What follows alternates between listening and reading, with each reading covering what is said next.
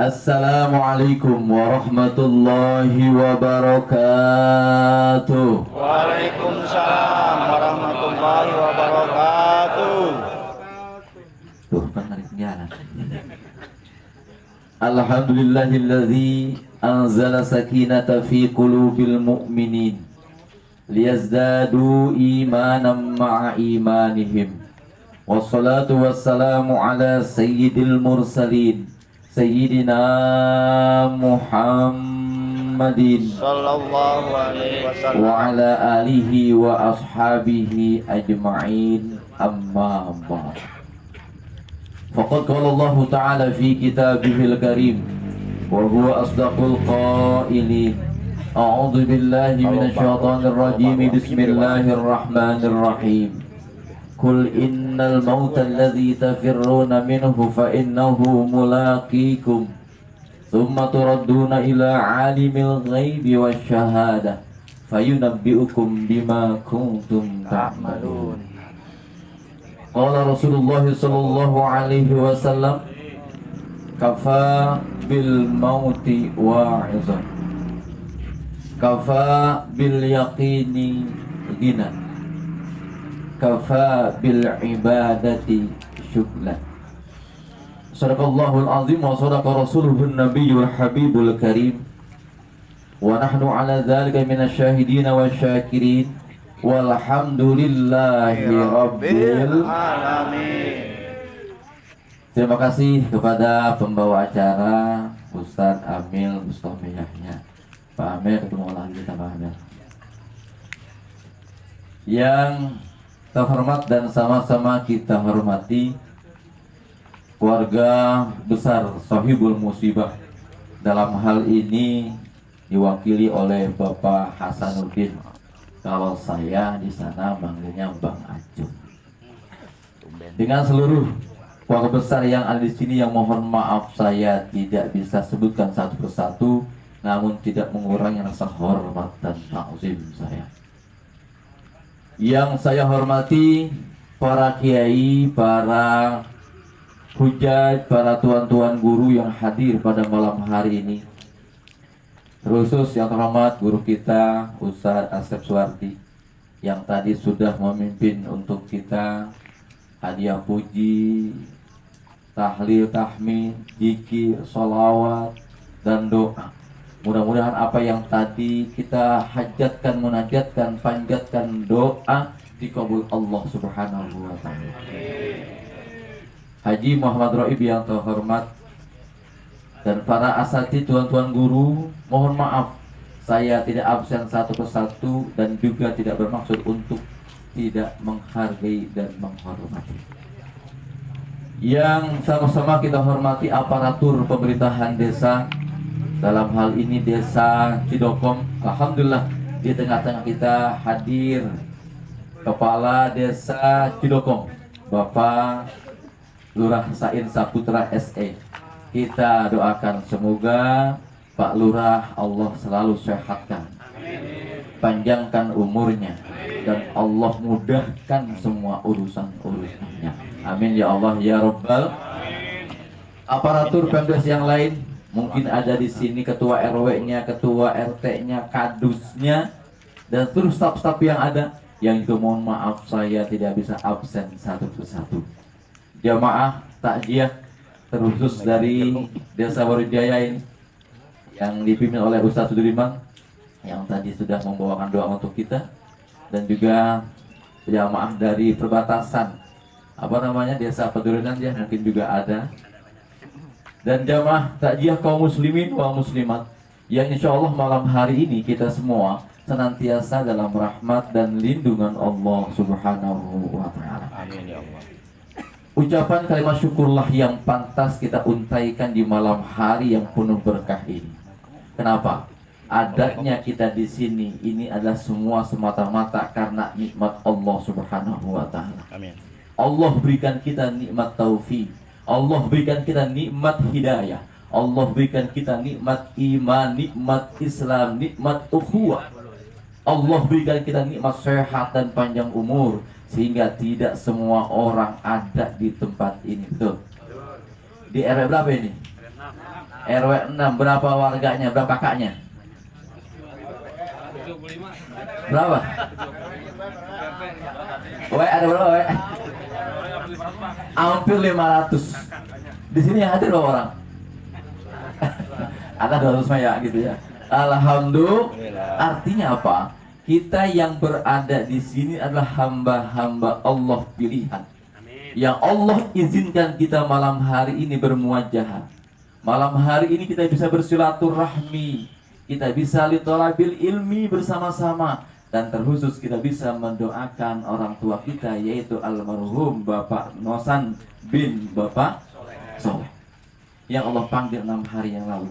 Kita doakan semoga almarhum diterima iman Islamnya, diampuni segala dosa dan kehilafannya, diluaskan dan diterangkan liang kuburnya, dan pastinya insya Allah ditempatkan di surganya Allah Subhanahu wa ta'ala. Keluarga besar yang ditinggalkan juga kita doakan semoga Allah berikan kesabaran, Allah berikan ketabahan. Ini ujian yang sangat berat, ujian yang secara manusiawi tidak mudah kita menerimanya, karena ditinggalkan oleh orang yang sangat disayangi, orang yang sangat dicintai, orang yang telah banyak jasanya selama hayat almarhum di keluarga ini. Sehingga butuh ketabahan, butuh kesabaran. Semoga Allah kuatkan iman Islamnya, Allah sehatkan semua, Allah panjangkan umurnya semua untuk beribadah pada Allah Subhanahu wa ta'ala. Amin ya Allah ya Rabbal. Salawat dan salam semoga tercurah limpah kepada Nabi besar kita Muhammad Sallallahu Alaihi Wasallam, kepada keluarganya, sahabat-sahabatnya, dan insya Allah sampai kepada kita selaku pengikut jejak sunnahnya. Hadirin jamaah takziah rahimakumullah. Kalau berbicara masalah kematian, kematian itu adalah sebuah keniscayaan. Kematian adalah sunnatullah. Kematian adalah takdir Allah. Kematian adalah hak prerogatifnya Allah Subhanahu wa ta'ala. Allah yang punya kuasa. Makanya orang yang mengaku manusia, merasa manusia, harus siap menghadapi kematian. Karena kullu nafsin za'iqatul, setiap makhluk yang bernafas, setiap makhluk yang bernyawa, termasuk manusia di dalamnya, akan mengalami yang namanya kematian. Betul. Sehingga kalau kita tidak mau mati, enggan mati, enggak siap mati, jangan menjadi manusia. Jadi makhluk yang lain. Gila. Batu mau mati kali ya. Kullu nafsin za'iqatul maut. Jadi kita ini tinggal menunggu giliran sebetulnya. Tinggal menunggu waktu, tempat kita meninggal dunia, waktu kita meninggal dunia, sebabnya kita meninggal dunia itu ada dalam genggamannya Allah Subhanahu. Tapi kadang-kadang manusia sok tahu. Kadang-kadang manusia sok tahu, suka mendahului takdir Allah. Ngelihat tetangganya atau temennya sakitnya udah payah, apa dia bilang? Ya ini mau lama lagi. Ya kan gitu ya? Ada yang begitu Pak. Manusia ada yang melihat orang yang sedang sakit payah, dibilangnya mau lama lagi. Padahal kematian itu ada di tangan Allah. Banyak orang yang sudah sakit berkepanjangan, ketika Allah punya kun fayakun, dia sembuh kembali. Betul tidak? Bahkan sebaliknya, ada orang yang tidak sakit tiba-tiba meninggal dunia. Ada nggak gitu? Banyak. Nah jadi gitu. Kadang-kadang manusia itu sok tahu, mendahului takdir Allah. Sotoy katanya. Iya. Ada yang meninggal dunianya karena kecelakaan motor. Kendaraan dia bilang apa? Itu sih motor udah goyang-goyang dipakai baik. Ya kan begitu. Dia nyalahin motor. Padahal kematian itu Allah yang punya ketentuan. Ini takdir Allah. Orang tua kita wasilahnya keluar rumah lagi hujan. Keluarga jangan nyalain air, jangan nyalain hujan. Emang udah takdir Allah di tempat itu almarhum meninggal dunia. Semoga almarhum husnul khatimah. Amin ya Allah ya Rabbal alamin. Nah, lalu apa yang harus kita lakukan, Pak? Ketika kita enggak tahu kematian itu tibanya, karena al-mautu ya'ti baghtatan. Kematian akan datang secara tiba-tiba. Tidak ada informasi terlebih dahulu, enggak ada konfirmasi terlebih dahulu, enggak ada ditanya dulu lu mau mati apa orang, kagak ada. Betul tidak, Pak? Betul. Tahu-tahu dan enggak pandang usia lagi. Bulan-bulan ini banyak banget yang Allah panggil. Di kampung saya, di desa saya, ini belum selesai yang satu, udah nambah lagi yang satu. Yang dua belum selesai, udah nambah lagi. Bahkan tadi saya ada di sini, ada berita lagi, ada yang meninggal dunia lagi. Inna lillahi wa inna ilaihi raji'un. Seharusnya ini menguatkan keimanan kita, menguatkan keyakinan kita akan takdir Allah Subhanahu wa ta'ala. Jadi kita ini tinggal nunggu sudah, Pak. Tinggal nunggu mati. Mau ngapain lagi coba? Mau ngapain lagi? Apa yang kita tunggu, Pak? Selain mati. Cuma masalahnya kematian manusia itu tidak sampai di situ. Kematian manusia ada sebuah bentuk pertanggungjawaban kita di mahkamah Allah Subhanahu wa ta'ala. Apa yang telah kita kerjakan, apa yang telah kita perbuat selama kita hidup di dunia. Itu masalahnya. Tapi ingat mati harus terus kita lakukan. Nabi bersabda, "Aksiru dzikra hazimil ladzat wa hiya al-maut." Perbanyaklah oleh kalian semua mengingat sesuatu yang menghilangkan kelezatan, sesuatu yang menghilangkan kenikmatan, wahiyya al-maut, yaitu mati. Kalau mati, semua rasa seketika hilang. Kita nggak bisa menikmati kopi. Kopi kan tiap pagi menjadi tren topik tuh. Iya, Pak. Iya kan? Kopi setiap pagi menjadi tren topik kita. Ngopi yuk ngopi kui. Itu. Karena nikmatnya kopi, seruput kopi luar biasa nikmatnya. Kalau kita masih kalau udah meninggal dunia itu kopi orang rasanya. Orang ngopi ya orang mati ngopi. Nah gitu. Tiap pagi kita sarapan uduk, nyari itu uduk. Kenapa? Karena kita masih bisa merasakan nikmat rasa uduk. Sekarang kita disuguhin makan. Kacang makan. Buah-buahan makan. Kalau kita udah meninggal dunia, nyawa udah terpisah di raga kita nggak bisa merasakan kelezatan. Itulah Nabi bilang, aksiru dzikra hazimil ladzat wa hiya al-maut. Mengingat mati itu ibadah. Mengingat mati itu perintah Allah dan perintah Rasul. Sehingga kalau kita ingat mati, kata Al-Lafab, Abdul Hamid Al-Lafab dalam kitab Nasaihul Ibad mengatakan, ada 3 kemuliaan ketika kita selalu mengingat kematian. Yang pertama apa? Ta'jilut taubah. Allah menganugerahkan kita segera untuk bertaubat.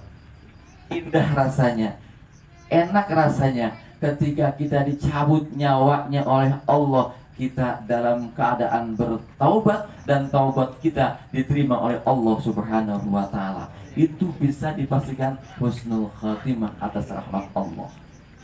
Makanya sekarang kita jangan pura-pura. Kalau bahasa saya janganlah laura untuk bertaubat kepada Allah. Sebab manusia itu rentan berbuat salah. Manusia itu rentan berbuat khilaf dan alfa, baik disengaja maupun tidak disengaja. Baik penglihatan kita, lisan kita, tangan kita, rentan sekali kita berbuat dosa. Betul nggak, Pak? Betul. Ini mata kita sehari-hari sering banget ngelihat maksiat. Pernah nggak kita ketika melihat maksiat di depan mata kita bilang astagfirullahaladzim? Apa dilihatin baik itu maksiat? Tambah lagi dong. Subhanallah terusin. Atau astagfirullah dijarangin begini. Astagfirullahaladzim. Cakep juga itu beda di rumah. Itu kan maksiat mata. Lisan kita pun juga sama. Disadari atau tidak, lisan kita ini bisa menyakiti hati orang lain. Betul tidak? Dengan omongan kita, dengan pembicaraan kita mungkin saja menyakiti hati orang lain. Makanya kalau kita udah banyak ngobrol dengan teman, ketika berpisah ucapkan mohon maaf lahir dan batin. Soalnya kalau udah lagi ngobrol sama teman, udah apa baik diomongin. Iya kan? Mungkin di situ ada bahasa kotornya, mungkin di situ ada bahasa provokatifnya, Gibah. ada gibahnya, betul nggak? Ya. Ada ngomongin orang gibah ya, ada fitnahnya dan terusnya. Makanya kita iringi perbuatan yang nggak baik kita dengan perbuatan yang baik. Segera ucapan astagfirullahaladzim sebagai bentuk permohonan ampun kita kepada Allah Subhanahu Wa Taala. Perbanyak istighfar, sebab kita nggak tahu sekian banyak istighfar yang kita ucapkan, mana di antara itu yang Allah terima taubat kita. Makanya jangan sungkan-sungkan, jangan malas-malas untuk bertobat kepada Allah Subhanahu wa Ta'ala. Dan kita yang sudah terlanjur punya masa lalu kelam, merasa punya banyak dosa banyak, jangan pernah putus asa. Karena pintu taubat Allah selalu terbuka lebar untuk hamba-hambanya selama hambanya mau meminta ampun dan taubat dengan taubatan nasuha. Amin ya Allah ya Rabbal. Jangan pernah putus asa. Dan kita harus punya keyakinan bahwa seburuk-buruknya kita pasti punya keinginan menjadi baik, dan sebaik-baiknya orang pasti punya masa lalu. Abu Nawas, ya, seorang pujangga, penyair muslim, dia punya track record masa lalu yang kelam. Iya, banyak maksiatnya, banyak dosanya. Makanya muncullah sebuah syair yang beliau untaikan. Ilahi las tulil firdausi ahla wa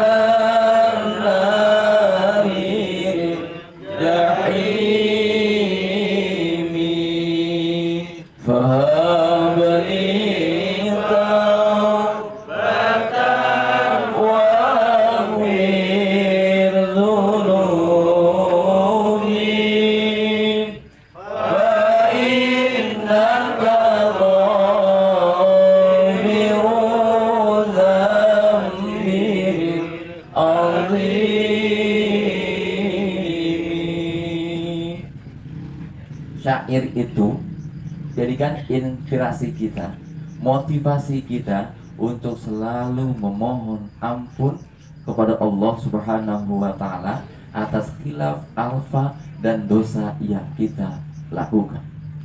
Jadi orang yang ingat mati, Allah segerakan untuk bertaubat.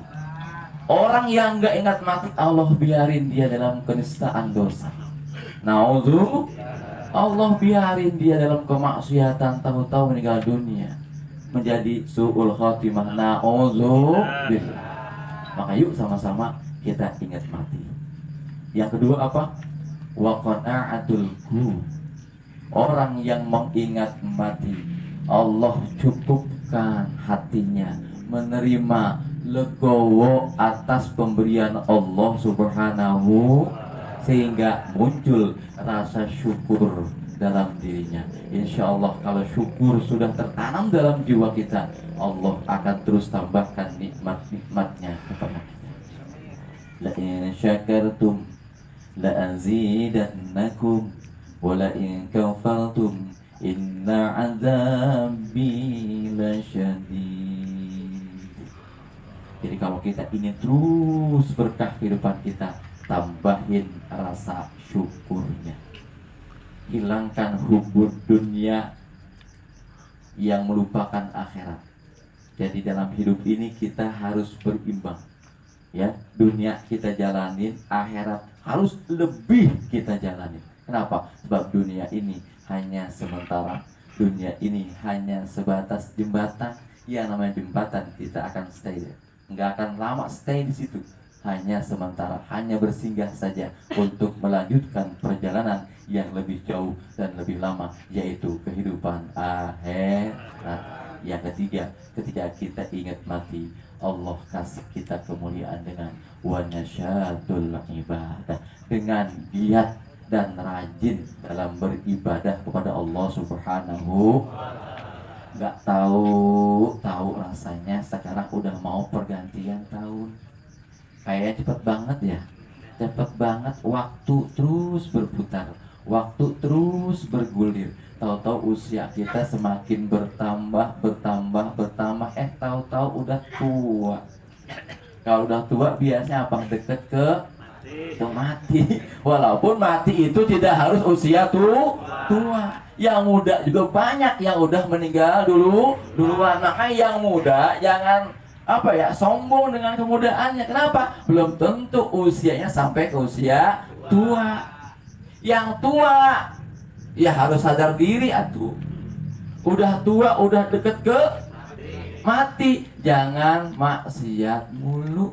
Udah sedangnya terus mendekatkan diri kita kepada Allah Subhanahu wa ta'ala sesuai dengan kapasitas dan kemampuan kita masing-masing.